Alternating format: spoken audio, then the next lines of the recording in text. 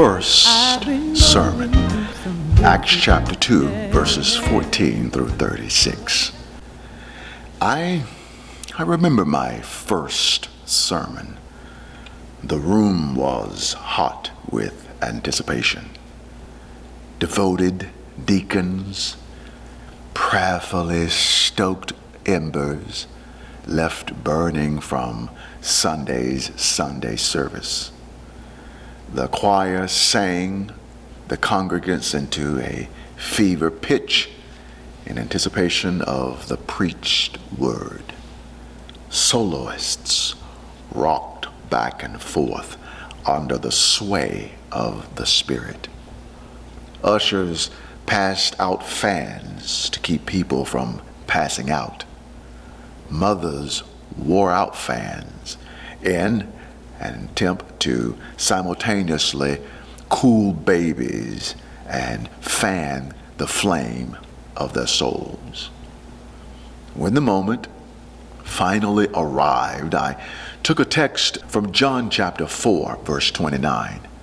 Although I'm not sure how much of the text I read, I do remember the title of the sermon, Come See a Man, taken from verse 29.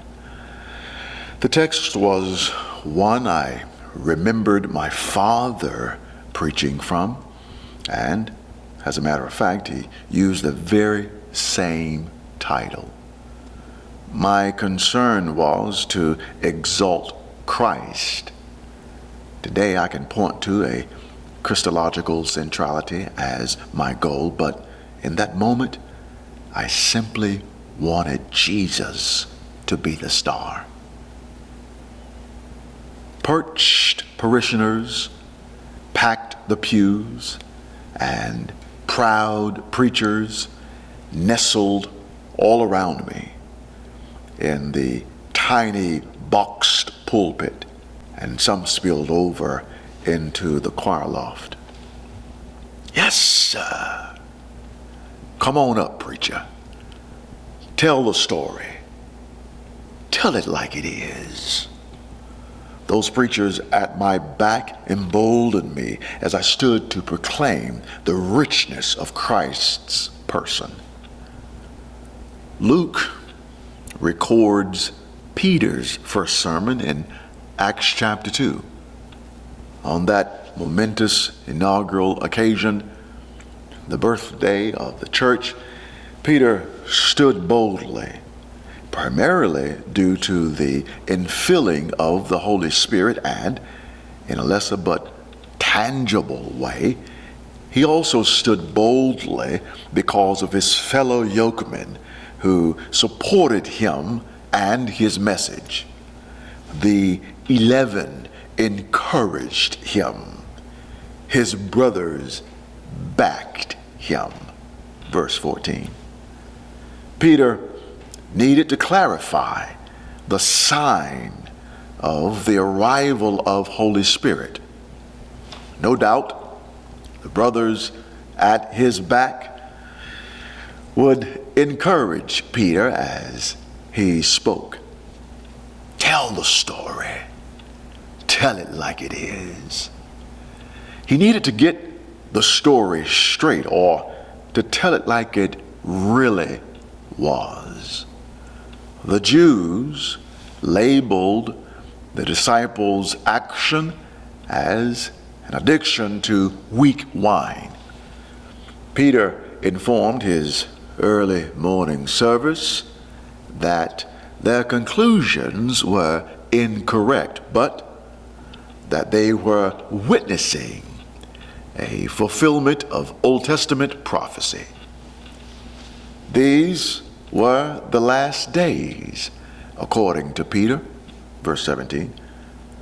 With that statement, Peter announced the arrival of the anticipated day of every Israelite, the Messianic era.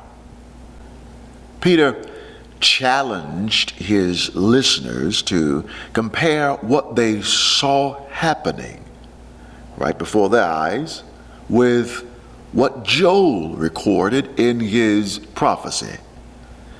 Pastor Peter exhorted them to make a comparison between their ocular perception and Old Testament prophecy, between what they were witnessing and what had been written.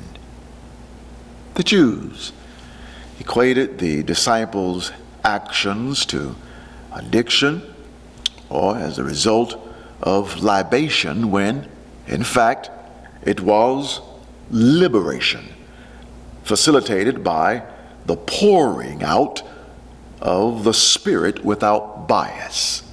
The old and the young, male and female, all received a dousing.